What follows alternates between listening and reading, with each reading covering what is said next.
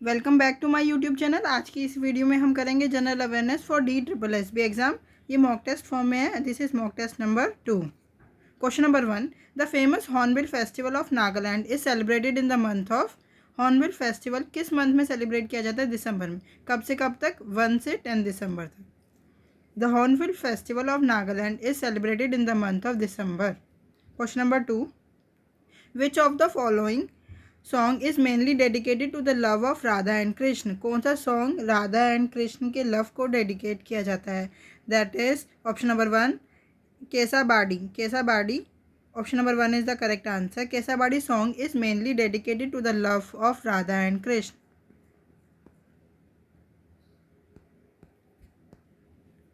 Option number 2 क्या है? कर्मा नाच। कर्मा नाच ये एक डांस है, नाम से ही पता चल रहा है। ये मैं यहाँ लिख देती हूँ नेक्स्ट पेज पे कि किसके। कर्मा नाच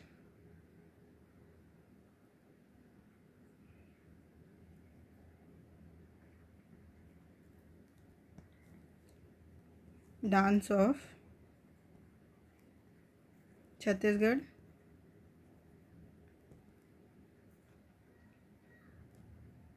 झारखंड, मध्य प्रदेश, उड़ीसा एंड वेस्ट बंगाल। कभी कभार ये कर्मा का मतलब पूछ लेते हैं। कर्मा मीन्स होता है fate. Karma Naach mainly fate of god of fate के लिए परफॉर्म किया जाता है। अब हम एक बार और ऑप्शन देख लेते हैं। गुरमा। गुरमा क्या होता है? गुमराह, सॉरी, गुमराह क्या होता है? Is a spiritual song.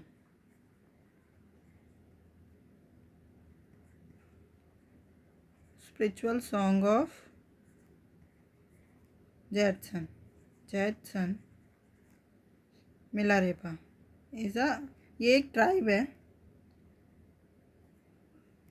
ठीक है। Question number 3, the minimum support price of soybean is dash per quintal.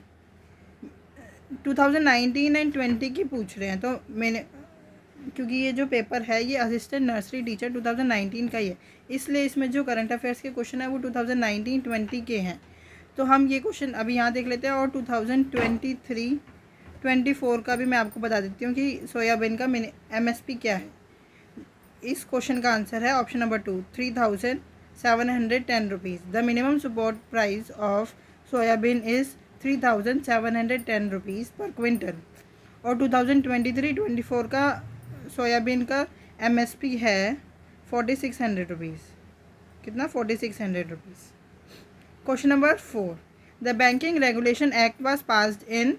कब पास हुआ था? 1949। Option number 2 is the correct answer. 1 जनवरी 1949 को बैंकिंग रेगुलेशन एक्ट पास हुआ था। अब यहीं पे आप लगे हाथ बता दीजिए RBI कब बना? RBI, सॉरी मैंने बाय मिस्टेक बता दिया। Banking regulation act was passed in 1949। और ये जो 1 जनवरी 1949 को, ये मैंने RBI नेशनलाइज हुआ था। RBI नेशनलाइज हुआ था 1949 को, और RBI का एक्ट आया था 1934 को। RBI ने कमेंस्ड हुआ था ऑन 1 अप्रैल 1935 को। Question number 5, vitamin dash is also known as biotin. किस विटामिन को बायोटिन बोलते हैं? पहले तो हम ऑप्शन देख लेते हैं। B3 को क्या बोलते हैं? नियासिन। B7 को बायोटिन। तो option number 2 is the correct answer. Vitamin B7 is also known as biotin. और B9 को बोलते हैं हम फॉलिक एसिड या folate.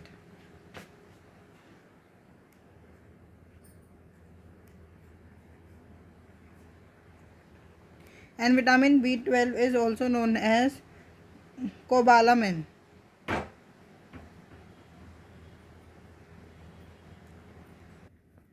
Question number 6, Wildlife Protection Act was passed in. Wildlife Protection Act कब पास हुआ था? In 1972. The Wildlife Protection Act was passed in 1972. Question number 7, the SI unit of magnetic flux density is Tesla. Magnetic flux density की SI unit क्या है? Tesla. Option number 2 is the correct answer. हम एक बार ये भी देख लेते हैं, फेराड किसकी एसआई यूनिट है? Farad is a SI unit of capacitance.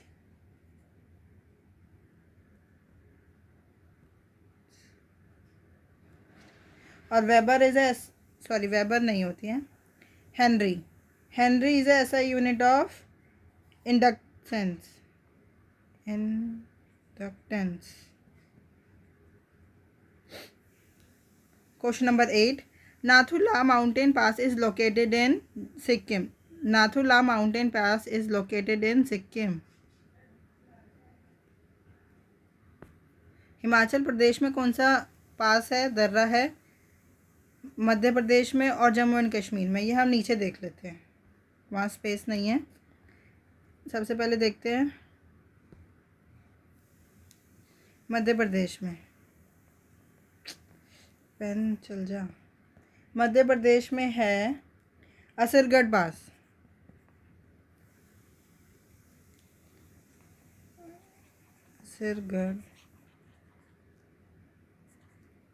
असरगढ़ pass. And Himachal Pradesh में है बारालाचला।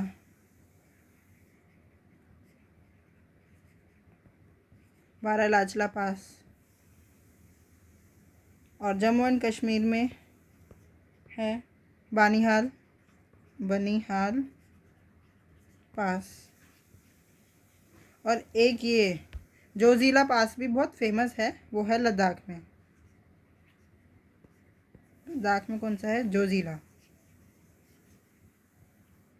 जोजिला पास। Question number 9. Dash is a system of irrigation where water is allowed to the plant root zone from below the soil surface and absorbed upwards. इसका क्या मतलब है? हम जो पानी देते हैं वो रूट्स को देते हैं, वो अपने आप अपवर्ड खींचता है प्लांट, उस सिस्टम को कहते हैं seepage. Option number 1 is the correct answer, seepage. Seepage is a system of irrigation where water is allowed to the plant root zone from below the soil surface and absorbed upwards. Question number 10. Alamati Dam is built over Dash River. Alamati Dam is built over Krishna River. Option number 2 is the correct answer. हम देख लेते हैं Kaveri river पे कौन सा dam है, Ravi river पे अगर कोई इम्पोर्टेंट है, या पेरियार रिवर पे। ये जो अलामाटी डैम है ना, इसको हम लाल बहादुर शास्त्री डैम के नाम से भी जानते हैं। लाल बहादुर शास्त्री डैम। और कावेरी रिवर पे एक इम्पोर्टेंट डैम है मैटूर डैम। बहुत सारे डैम होते हैं, मैं इम्पोर्टेंट बता रही हूँ आपको। Mettur dam. Question number 11. Who got the title of Ulugh Khan for defeating the Mongols? किसको टाइटल मिला था उलग खान को मंगोल्स को हराने के लिए? Balban. Option number 4 is the correct answer. Balban got the title of Ulugh Khan for defeating the Mongols. Question number 12. When was the treaty of Purandar signed? Treaty of Purandar दो हुई थी, एक हुई थी 1776 में बिटवीन, ये जो 1776 में हुई थी ये हुई थी ब्रिटिश, यहाँ लिख देते treaty of Purandar.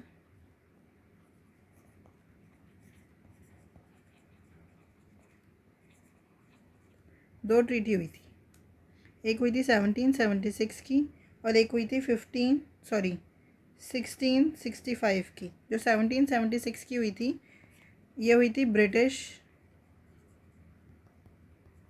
Calcutta council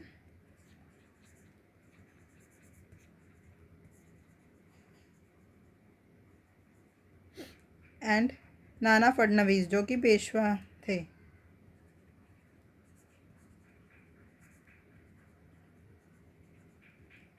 Peshwa. और जो ये 1665 की जो ट्रीटी ऑफ पुरंदर हुई थी ये हुई थी Jaisingh first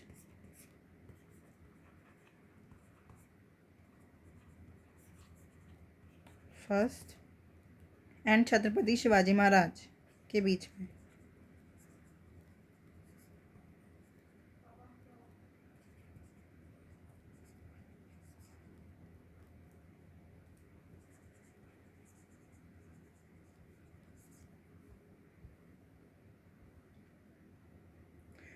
Question number 13. Who was the first viceroy to be designated as the Governor General of India in 1828? कौन सा viceroy था? Lord William Bentinck. Option number 3 is the correct answer. Lord William Bentinck was the first viceroy to be designated as the Governor General of India in 1828. Question number 14. One life is not enough is written by, किसने लिखी है ये One life is not enough? Natwar Singh. One life is not enough is written by Natwar Singh. एक बार खुशवंत सिंह की भी जो इन्होंने 2 बुक लिखी हैं ये इंपॉर्टेंट हो जाती है. एक तो है, मैं यहाँ लिख के बता देती हूँ.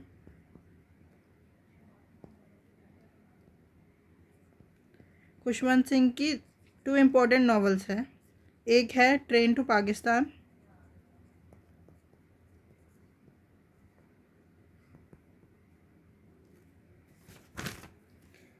एंड सेकंड है truth love and little malice.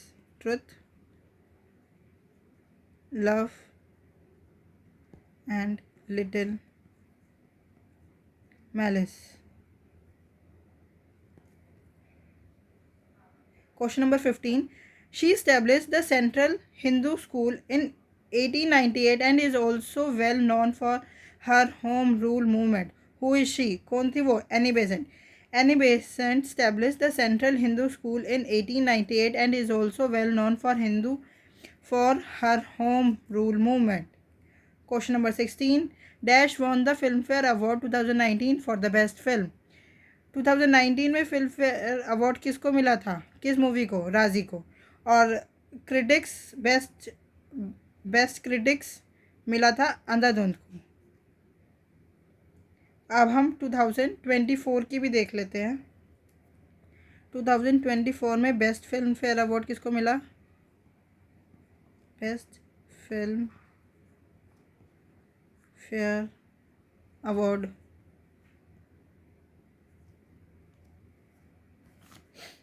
वो मिला 12th फेल को. 12th fail. और क्रिटिक्स अवार्ड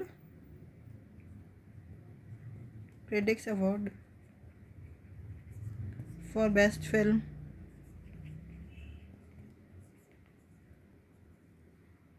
वो मिला जोरम को.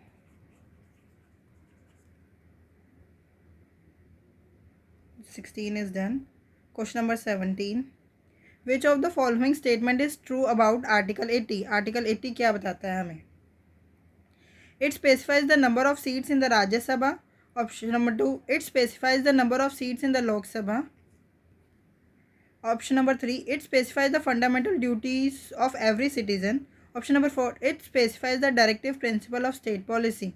Article number 17 हमें बताता है It specifies the number of seats in the Rajya Sabha. Option number 1 is the correct answer.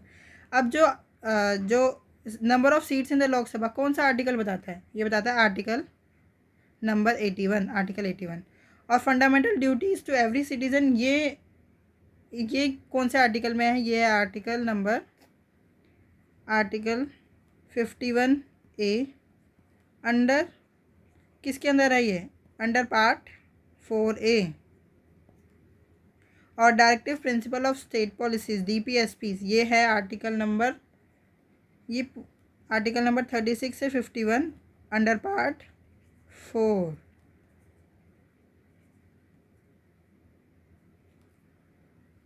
Question number 18. Which amendment includes Sindhi as the 15th language in the 8th schedule?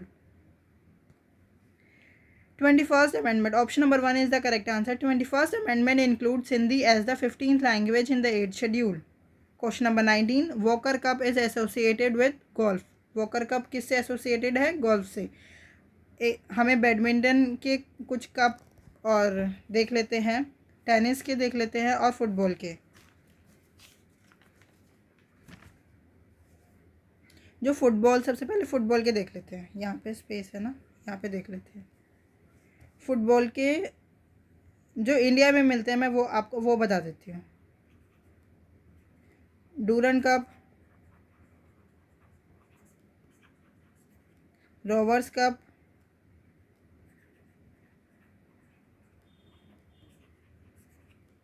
Santosh trophy.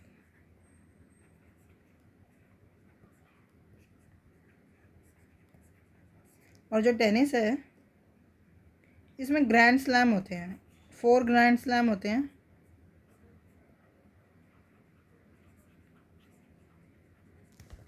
First होता है Wimbledon, second US open, third French open,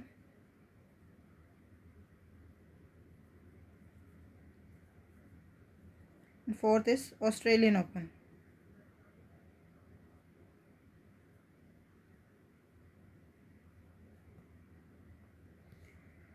और जो badminton है, badminton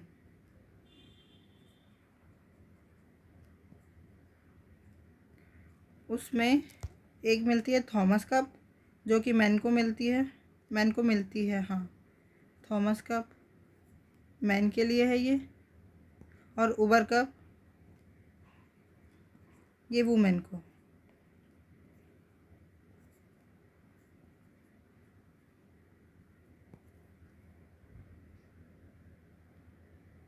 ये भी done. ये इसका answer क्या था? Walker Cup is associated with golf, option number 3। Question number 20, last question of the day. Dash one the best man player award in the best FIFA World Cup, FIFA football award 2019 किसको मिला था? Lionel Messi. Lionel Messi won the best man player award in the best FIFA football award 2019, और 2024 के लिए भी Lionel Messi को ही मिला है। अगर आपको कोई भी डाउट है तो आप हमसे जुड़ सकते हैं @mathsps1, ये हमारा टेलीग्राम ग्रुप है। और इस मॉक टेस्ट की PDF भी आपको इस वीडियो के डिस्क्रिप्शन में मिल जाएगी। Thank you, keep learning, keep practising.